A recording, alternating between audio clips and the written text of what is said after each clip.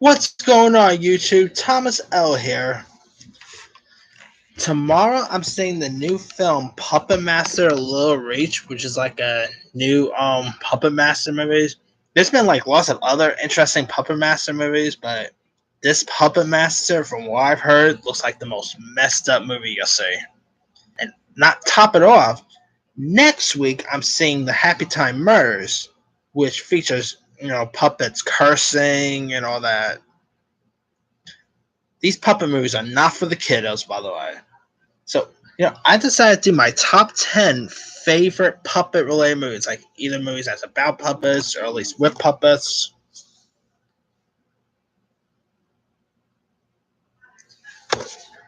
Anyway,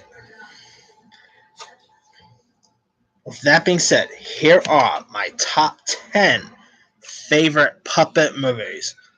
Number 10 is actually more of a lighthearted film, and that will be this 2011 film called The Beaver, which is about like a father who like reconnects with his kids and his wife, and he also has like a beaver puppet they talk to. The film is directed by Jodie Foster, who's also in the film. It also stars the likes of Mel Gibson. A young Jennifer Lawrence is in this, as well as the late Anton Yelchin. This, I gotta say, is a really underrated love flick. It also showcases of how good of an actor Mel Gibson could be. Because I mean, he's been around for a while, so he's a fantastic actor. But I gotta say, this is probably one of his better performances in most recent years. Like Mel Gibson just nailed it as this role. Like this is more of a light-hearted Mel Gibson role than that you used to seeing, because you're used to seeing Mel Gibson as like action-packed type roles and stuff. But here he really shined. And the puppet beaver looked pretty cool too. Like if you haven't had a chance to check out the beaver, give it a go. I don't know if it's on Netflix or anything, but whenever you get some time out of your way to want to watch like a little indie flick, I say give the beaver a shot. I think you'll probably appreciate it. Number 9 will be the Big Bird movie, Follow That Bird. I cannot do a top 10 puppet movies without adding any of Jim Henson's creations. Of course, lots of Jim Henson creations are pretty much on my list. I mean, Jim Henson pretty much gave us the Muppets. He gave us Sesame Street. Lots of good stuff. And Follow That Bird is no different. I used to watch this movie tons of times as a kid because I grew up watching Sesame Street and all that. And it was pretty cool that they released a Sesame Street movie that featured Big Bird. I mean, it was like pretty much like a road trip film featuring Big Bird. You also had like cameos by John Candy. Chevy Chase had a role in this. It had some familiar faces that you probably recognize. I think the film probably still holds up today. Not sure how many people still remembers Follow That Bird. You in the comment section if you remember Follow That Bird, the Big Bird road trip film. Let me know what your thoughts on that film. But I mean, if you still haven't seen Follow That Bird, and if you have kids who haven't seen that film, definitely give them a treat because Follow That Bird is fantastic. We also number 8 will be Labyrinth, another Henson creation. Believe Labyrinth was directed by Frank Oz, I think. Let me double check. I don't want to screw up here.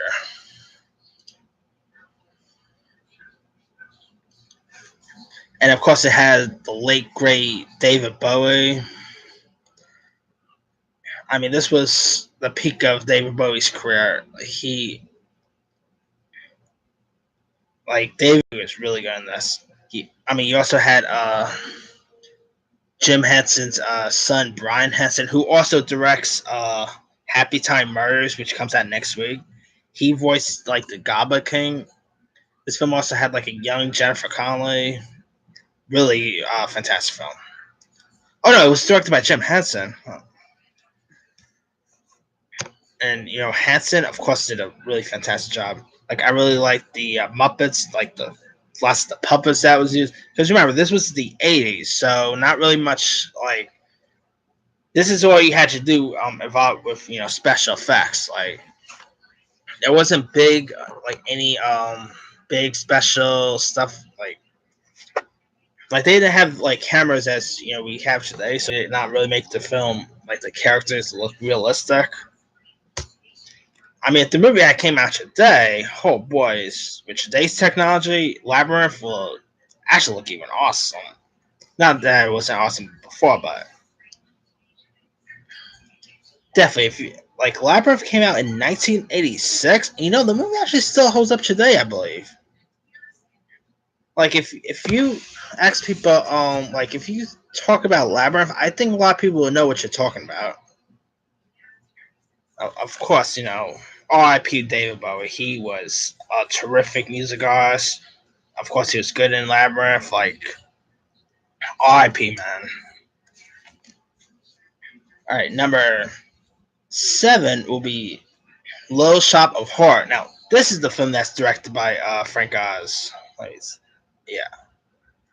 For some reason, I had this and Labyrinth mixed up. I don't know why, but I mean, the film has like Rick Moranis who like finds a chance of success and and romance and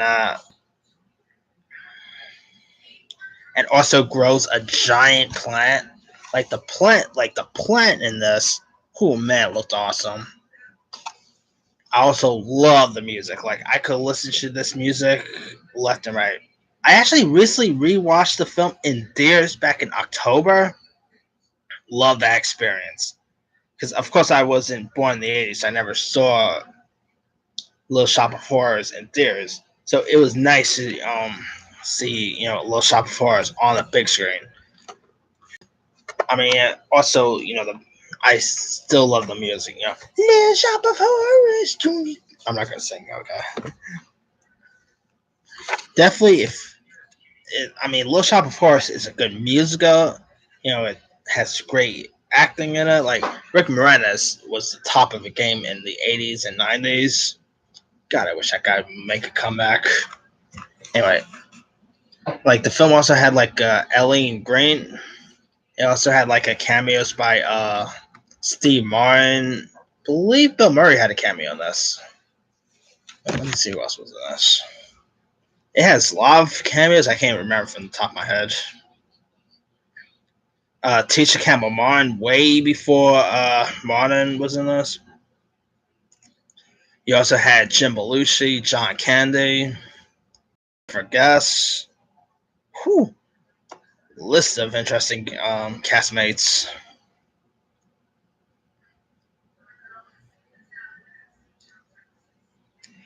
Also, I gotta say, my favorite song in Little Shop of Horrors will be "Suddenly Seymour." That's a classic. Like lots of stuff today will probably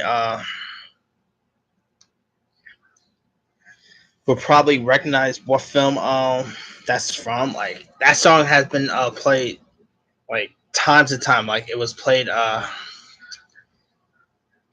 It was like shown during the Goldbergs. Like lots of stuff.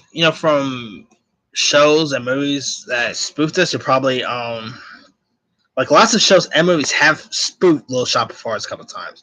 Family Guy, the Goldbergs. I always found that cool. Anyway, definitely watch Little Shop of Horrors if you haven't. I think you'll appreciate the film. Number 6 will be Gremlins. Come on, you can't do a puppet movie without adding Gizmo and the gang. Come on, Gremlins is a all-time classic. I'm still on the fence to call it a Christmas movie, though. Kind of like Die Hard. I mean, the film takes place during Christmas, but it's not really about Christmas. Same goes with Die Hard. So I'm on the fence of calling Gremlins and Die Hard both Christmas films. I mean, the special effects in Gremlins, of course they were puppets, but they looked so darn real. Gremlins 2 was also good too, but it wasn't as good as the original.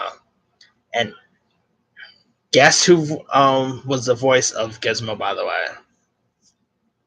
You guess it. Howie Mandel, the host, not host, the judge of America's Got Talent and the host of A Deal No Deal, was the voice of Gizmo.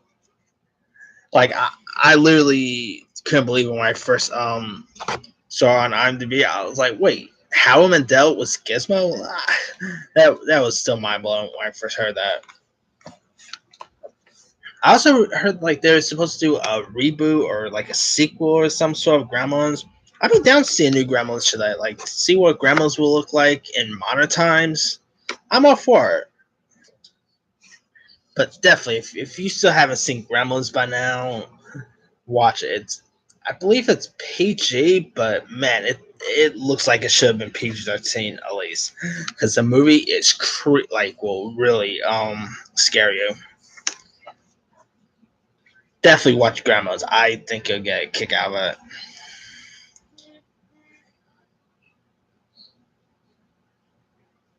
At number 5 will be another Jim Henson classic, and that will be Dark Crystal.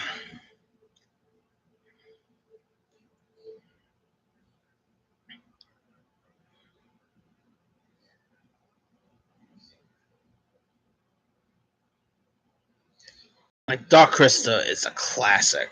The movie came out in 1982, and and it still holds up. It's a really good adventure family fantasy film.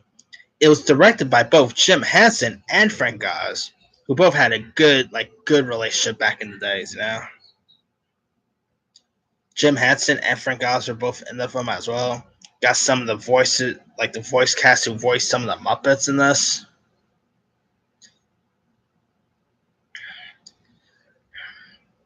Like Dark Crystal was kind of like the Lord of the Rings of that era.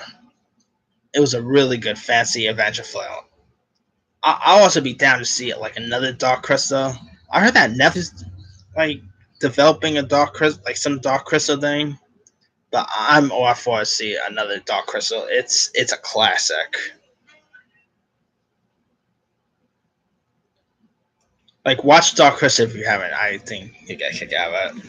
Number 4 will be The Empire Strikes Back, Star Wars baby, and the puppet in this will of course be Master Yoda.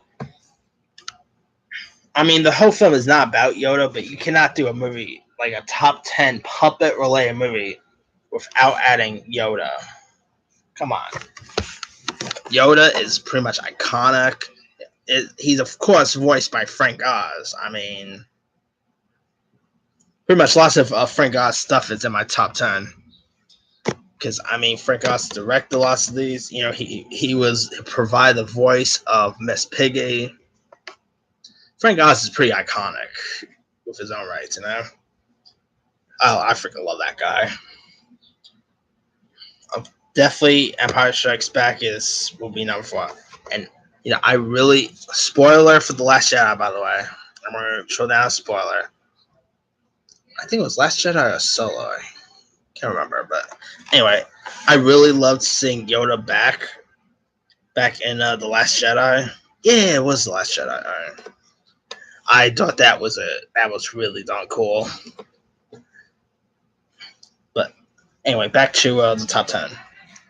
Empire Strikes Back will of course be number 4. Number 3, it's in the thumbnail. Like one of my favorite puppet movies, Team America: World Police. I mean, you can't go wrong with Team America. I mean, what do you get? Like, what do you get when you add puppets? Like, do a puppet movie that's from the creators of South Park. You get this. Oh man, Team America: World Police is a freaking hoot. Like, it's probably one of my favorite comedies of all time. I mean, come on, puppets taking down Kim Jong and Korea. What's best about that?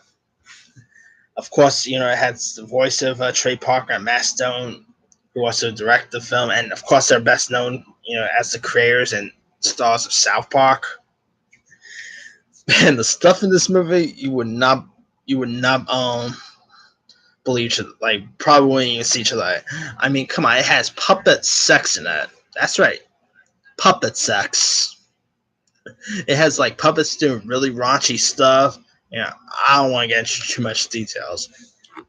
And the speech, seriously, one of the best, probably one of my favorite speeches in movie history. Sorry, Bill Pullman in Independence Day, but the speech in this is hands down one of the best. I still wish Parker and Stone would get together and do another Team America, because I'm all for it. For one, I think we need a Team America movie in today's society. Also that song in this, I'm not gonna repeat this. What the song name is? Best 4th of July song ever. Like, it every 4th of July, it's really appropriate to play that song. Like, seriously. But anyway, if you still haven't seen Team America, like, it came out in 2004, and man, this movie still has a huge fan base. I can't believe how much of a big fan base Team America World Police has. It's seriously one of the best. Like, if you haven't seen Team America, watch it. It's freaking awesome.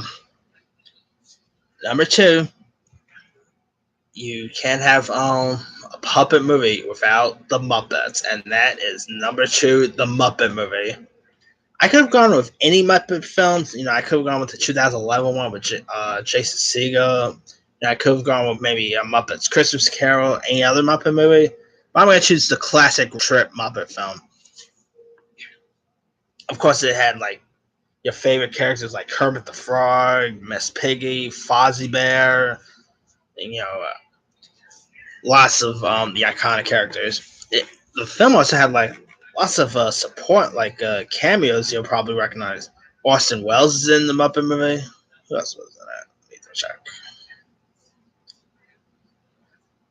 Of course, this came out a few years after like the Muppet Show, like the classic Muppet Show, and it came around.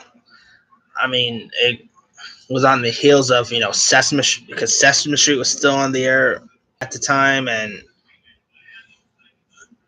I mean, Jim Henson pretty much created these characters. The guy had a mind. I mean, he created some of the most iconic characters that we know today. And the film was directed by James Frawley. I always thought that Jim Henson directed this. Anyway.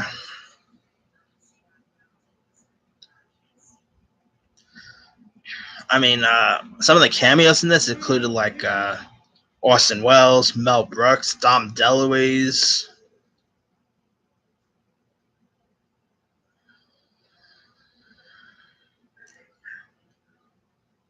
Carol Kane, Cloris Leachman had a cameo, Richard Pryor, Steve Martin. Man, lots of cool cameos was in this. And I mean, the Muppets are of course still going strong today. We just had like the TV show of the Muppets, which didn't really last long, but I found it should be pretty decent. We've also seen like Kermit the Frog and Miss Piggy pop up on, stuff like Dance with the Stars. They popped up on American Idol. Lots of people today still knows, who the Muppets are. Like, even people who was born in like the 2000s, like if you say Kermit the Frog, they'll probably know who Kermit the Frog is. The Muppets span with like tons of generation. Like lots of people grew up with the Muppets. They like you cannot do a puppet movie without even adding the Muppets in it. Like if you still like no one have not seen any of the Muppets, even Follow That Bird or any of the Sesame Street movie classics, give you a treat. Like you don't even have to be a kid to appreciate these movies. Now I'm 26, and I admit I'll still watch the Muppet movie whenever it's on, and I'll still watch any Jim Henson like Sesame Street creations whenever I get a chance to. These things are pretty much for like the young and old, So definitely watch any of the Muppets, the classics. And of course Sesame Street's still going strong. I mean, Sesame Street's now on HBO, which is still the weirdest station for Sesame Street on. I mean, Sesame Street and Game of Thrones on the same station. Still a little weird. But anyway, I went off on that a little too long, my bad. But Muppet movie, number two. Maybe next week, yeah, the week of Happy Time Murders, I'll probably count down my top 10 favorite Jim Henson Company movies. Because, holy cow, the Henson Company had loads of good stuff. Whether you talk about the Muppet movies and all that. I'll probably count down my top 10 favorite Henson movies next week. Since Happy Time Murders is also technically from the Henson Company. All right. With that being said, number one, you can't go wrong. You can't not have a puppet movie without adding this on the list. Pinocchio. I mean, come on, a movie about a puppet who wants to be a real boy. Pinocchio is such a Disney classic. I mean, I adore Pinocchio. It was one of my favorite Disney movies growing up. I gotta say, it's probably one of my favorite Disney movies without a Disney princess in it. Well, I guess no, the white, the white, that's a queen, not princess. Never mind. But anyway, I mean, you cannot add a puppet movie without Pinocchio. There's also other Pinocchio movies that came after this. There was one with Jonathan Taylor Thomas, which I adore. I know lots of people shit on that one, but I adore the Jonathan Taylor Thomas, and I think it was Marlon Landau. The sequel, we don't talk about that. The sequel was dog shit. There was also one with Roberto Benigni, which was awful. I also dug this serial killer one called Pinocchio's Revenge. It's completely stupid, but I adore it. It embraces the dumbness. Yeah, I mean, we've had of course, the original Pinocchio came out in the 40s, 1940s, I think 47 or. Let me check when Pinocchio came out.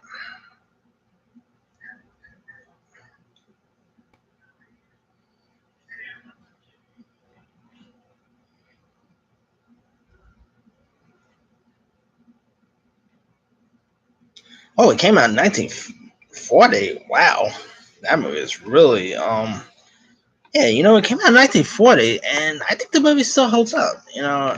Who Jiminy Cricket is by now. Every time, at Disneyland, you'll probably see Jiminy Cricket, someone in a Jiminy Cricket costume walking around. I mean, the fox and the cat are a hoot. I simply hand and love Pinocchio. I used to watch that thing tons of times as a kid. It's probably one of my favorite Disney flicks. Lion King's, of course, number one, but I'll do top 10 Disney anime movies some other time. But definitely, if you want to watch a classic Disney film that doesn't even have that does not have a Disney princess in it, definitely Pinocchio is one you'll love to watch. What you can even watch the movie by yourself and still appreciate it. You don't even have to. I'm 26 and I'll still watch Pinocchio whenever I get a chance to. I'm 26 without a kid, and Pinocchio is still holds a place in my heart. All right, that's pretty much my top 10 favorite puppet movies. Let me run down the list. Number 10, The Beaver. Number 9, Fall That Bird. Number 8, Labyrinth. Number 7, Little Shop of Horrors. Number 6, Gremlins. Number 5, Dark Crystal. Number 4, The Empire Strikes Back. Number 3, Team America World Police. Number 2, The Muppet Movie. And number 1, Pinocchio. Do you guys have a favorite puppet movie? Is there one that you enjoy? Is there probably a favorite puppet movie that's not on my list that you actually that you will probably add on the list? Yeah, and are you also planning to check out Puppet Master Little Rage? I'm saying it in theaters. I know it's not playing at too many theaters, but it's also gonna be on VOD. So probably if you want to check that one out, maybe check out on VOD or something. Also, are you going to check out Happy Time Murders when it gets released next week? Leave a comment below. Don't forget to like, subscribe, hit that bell for more notifications. This year is Thomas L. signing off.